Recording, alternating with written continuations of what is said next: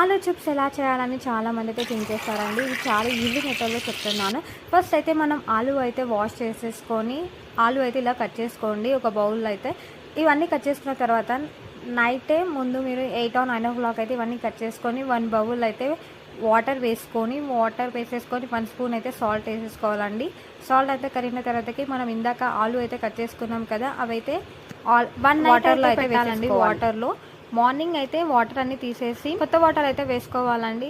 ఒక 5 మినిట్స్ వరకు అయితే ఉడకనివ్వాలి. ఆలునైతే ఉడకబెట్టాం కాబట్టి ఒక 5 మినిట్స్ 10 మినిట్స్ వరకు అయితే చల్లారనివ్వాలి. చల్లారిన తర్వాత మనం బయట అయితే ఒక కవర్ అయితే వేసుకోవాలి. కవర్ వేసుకొని 1 by 1 అయితే అన్ని పెట్టేసుకోవాలండి.